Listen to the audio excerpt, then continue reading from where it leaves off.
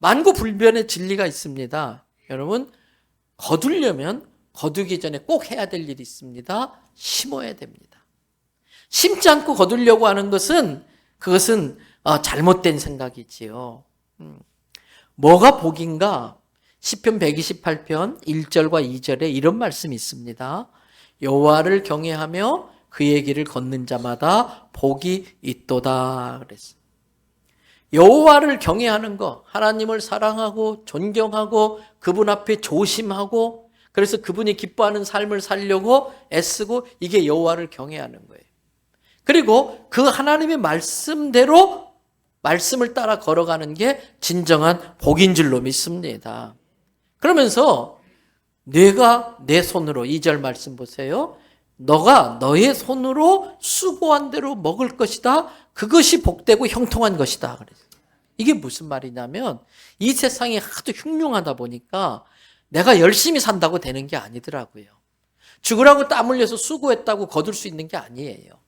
하나님께서 지켜주시고 은혜를 베풀지 않으면 내가 수고했는데도 내가 못 먹을 수 있어요.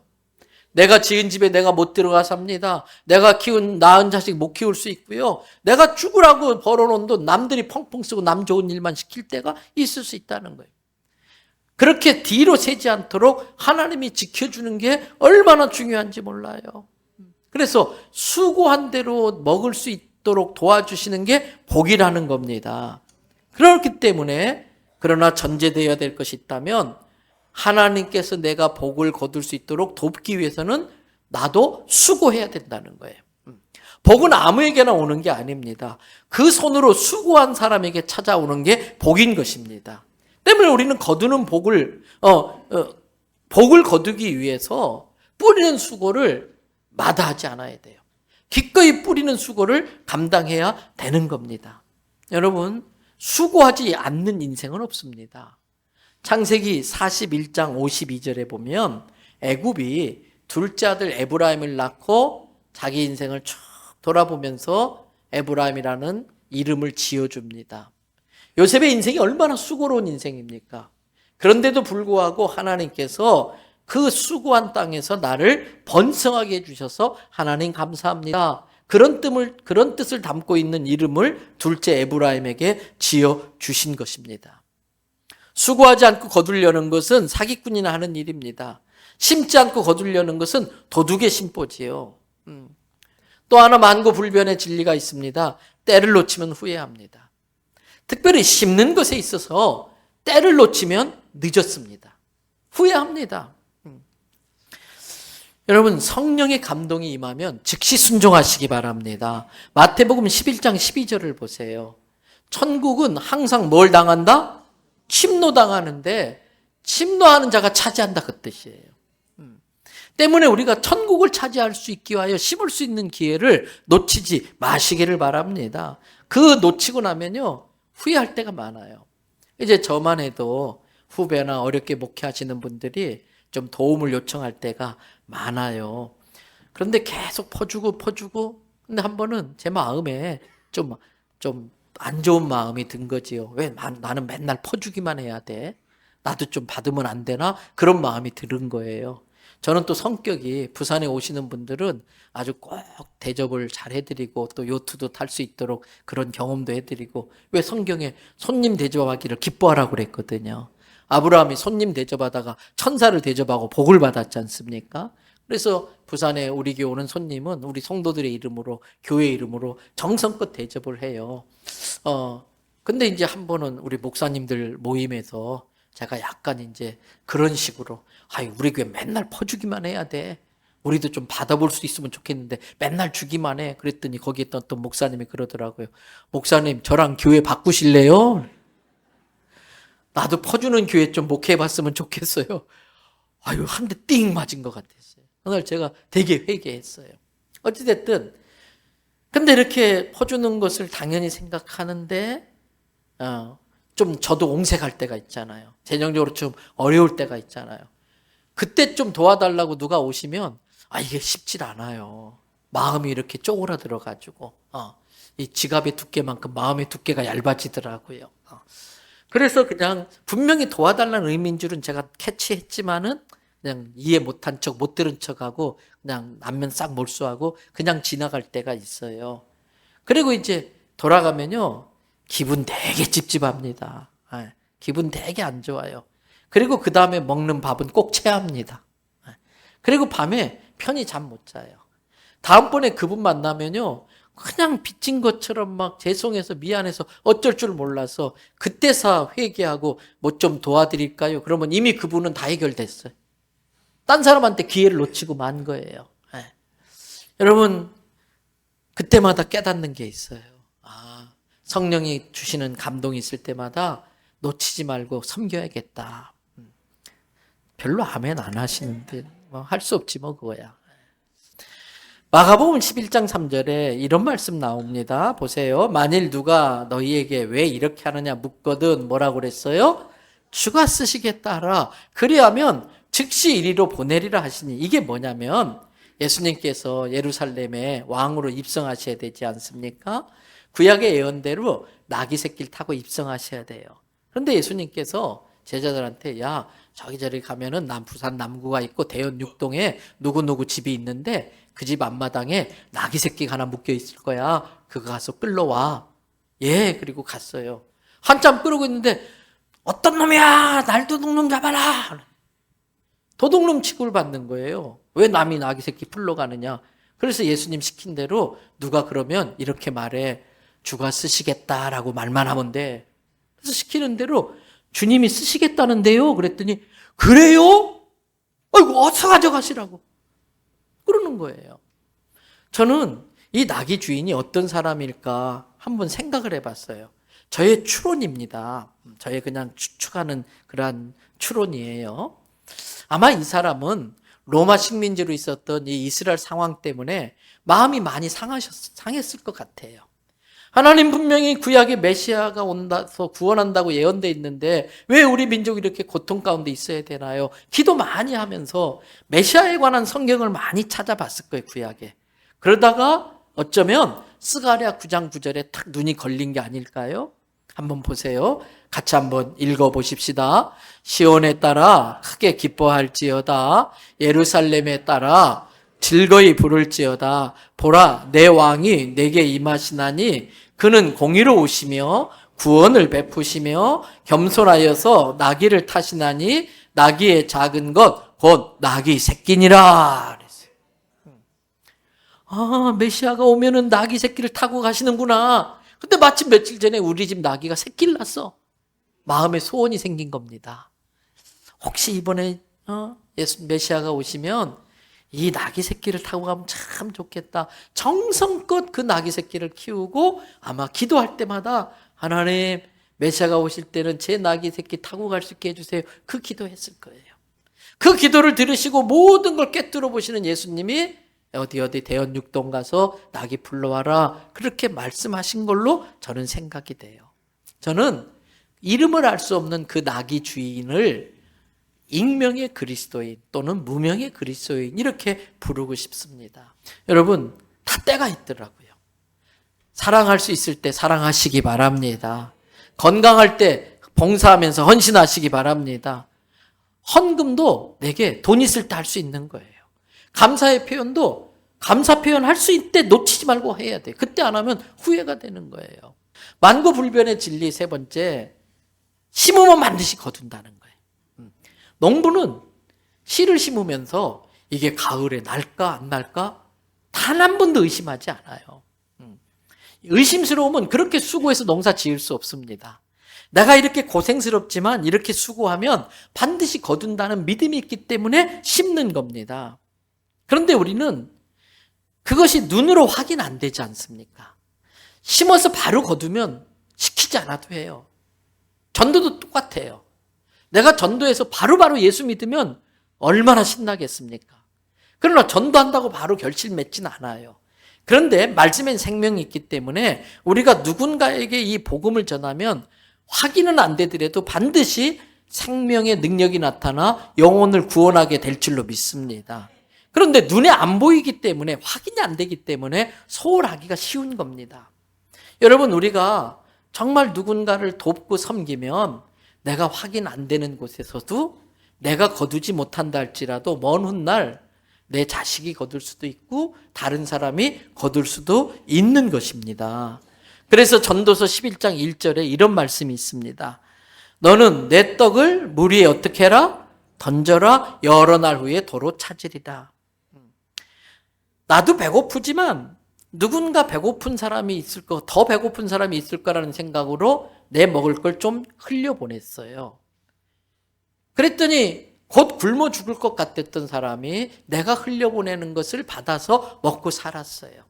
그리고 그분이 정말 성공을 해가지고 이걸 누가 흘려보냈을까? 그게 너무나 늘 고마우니까 또 자기도 흘려보냈는데 그게 나중에 내가 될 수도 있고 내 자식이 될 수도 있다는 거지요. 그래서 저도 주님의 은혜로 여기까지 왔잖아요. 많은 분들이 제게 흘려보내주셨잖아요. 그래서 저도 할 수 있으면 흘려보내려고 하는 게 바로 그겁니다. 그 중에는 저한테 흘려보낸 사람에 관계된 사람이 있을 수도 있지 않겠나 그런 생각을 하는 겁니다. 그래서 여러분 실은 내가 누군가를 위해서 베풀고 나눈 것은 길게 내다보면 결국 그건 나를 위해 한 거예요. 하나님께서 보시고 하나님이 또 그걸 귀하게 여겨서 축복해 주시는 것뿐만 아니라 내가 흘려보낸 걸 내 자식이나 나와 관계된 누가 거둘 수도 있기 때문에 실은 내가 남을 도운 것 같지만 그건 결과적으로 나를 돕는 것이라는 걸 깨달으시기를 바랍니다. 만고불변의 진리 네 번째 또 있습니다. 고린도후서 9장 6절에 이런 말씀이 있습니다. 같이 한번 또 읽어주실까요? 이것이 곧 적게 심는 자는 적게 거두고 많이 심는 자는 많이 거둔다 하는 말이로다. 심지 않으면 아예 거두지도 못하고 심때 조금 심으면 애기게 조금 거두는 거고 많이 심으면 와 많이 거두는 거고 이게 하나님의 법칙이에요. 이게 원칙이에요. 때문에 우리는 기회 있을 때마다 더 많이 심으려고 애를 써야 됩니다. 근데 나보다 어렵고 힘든 사람에게 내가 뭔가 베풀고 심었어요. 그러면 그건 마치 무슨 효과가 있느냐? 전도 잠언 19장 17절 말씀을 또 읽어보세요. 가난한 자를 불쌍히 여기는 것은 뭐라고요? 여호와께 구워 드리는 것이니. 가난한 사람을 불쌍히 여기서 내가 베풀었어요. 근데 그건 내가 하나님께 꿔준 거나 똑같다라는 거예요. 하나님이 나에게 빚을 진 거나 똑같다라는 거예요. 그래서 이 가난한 사람은 내게 갚을 능력이 없어서 못 갚아요. 그래도 괜찮아요. 때문에 구제할 때에 투자가 되면 안 돼요. 내가 이 사람에게 이렇게 베풀었으니까 나중에 잘 되면 나한테 이렇게 해주겠지. 그런 생각 아예 하지 말라는 거예요. 그 사람이 은혜를 깨달아서 나에게도 그렇게 또 베품이 있으면 감사하지만 또 그 사람이 내게가 아니더라도 자기도 받았으니까 흘려보내게 해주는 거 감사한데 그렇게 하든 안 하든 그거 신경 쓰지 말라는 거예요. 누군가 베푼 게 투자가 되면 안 된다는 거예요. 거래가 되면 안 된다는 거예요. 아주 좋은 마음으로 순수한 마음으로 이렇게 흘려보내면 하나님이 그걸 다 아시고 그 사람 대신 하나님이 갚아주시는 거예요. 근데 하나님은 아까 파킹 통장은 하루만 맡겨도 이자가 있다고 했잖아요. 하나님께 맡겨도 하나님이 갚아주실 때도 하나님은 원금뿐만 아니라 이자 쳐서 갚아주는데 이자가 훨씬 더 큰 거예요. 우리에게 그러한 믿음이 있어서 기회 있을 때마다 베풀고 나눠야 되는 겁니다. 이제 오늘 본문인 로마서 12장을 잠깐 살필 겁니다. 잘 아시는 것처럼 로마서는 16장으로 되어 있습니다. 크게 둘로 나뉘어집니다. 1장부터 11장, 12장부터 16장. 1장부터 11장은 교리에 관한 겁니다. 이론, 이치입니다. 어떻게 우리가 죄에서 지옥에 멸망해서 구원받고 천국 갈 수 있나? 어떻게 구원받을 수 있나를 잘 논리적으로 교리적으로 설명을 잘 해놨어요. 그리고 12장부터 내용이 확 바뀌는데 1장부터 11장의 논리를 통해서 구원의 길을 깨닫고 구원받은 사람이 그 다음 어떻게 해야 되느냐? 구원받은 사람이 그 다음에 어떻게 살아야 될지를 가르쳐 주는 게 12장부터 16장까지 나옵니다. 그 중에 12장을 본다면 먼저 성경 앞으로 한 장 넘기시면 1절부터 2절은 구원받은 자가 계속 하나님의 은혜 가운데 거하기 위하여 자기를 위해 할 일이 무언가가 나와 있어요. 로마서 12장 1절부터 2절은 구원받은 자가 구원받은 이후에도 계속 하나님의 은혜 안에 축복 가운데 거하기 위해서 내 자신에게 해야 될 일이 뭔가를 가르쳐주고 있습니다. 그게 이미 외우는 구절이지요. 2절부터 먼저 외워본다면 너희는 이 세대를 본받지 말고 마음을 새롭게 함으로 변화를 받아 하나님의 선하시고 기뻐하시고 온전하시고 뜻이 무엇인지 분별하도록 해라. 그래서 1절로 넘어간다면 너희의 삶이 하나님의 뜻을 분별하여 그렇게 삶으로써 거룩해져라. 성결교인답게 성결해져라. 그것이 너희가 하나님께 드리는 제사가 된다. 이게 너희가 살면서 드려야 될 영적 예배라는 거예요. 나를 위해 살 일이에요.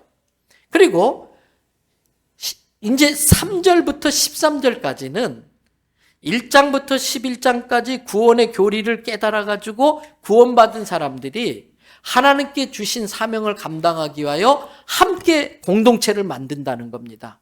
그게 교회입니다. 구원받은 사람들이 하나님께 받은 사명을 감당하기 위하여 공동체를 이루는 게 교회인데 그 공동체 안에서 너는 어떻게 살아야 되느냐를 가르쳐 주는 것이 3절부터 13절까지예요. 거기에 내용을 보면 각자 하나님께서 주신 은사와 달란트가 다 다르다. 마땅히 생각할 이상의 생각을 품지 말아라. 내게 주신 것을 감사하고 자족할 줄 알고 내게 주신 것을 다른 사람을 섬기는 데 사용하도록 해라. 하나님이 주신 믿음의 분량과 달란트와 은사를 가지고 다른 지체를 섬기도록 해라. 그리고 마지막으로 14절부터 21절 마지막까지는 구원받은 사람이 이제는 교회 공동체가 아니고 예수님을 안 믿는 세상 공동체에서 어떻게 살아야 되는가를 가르쳐주고 있는 거예요.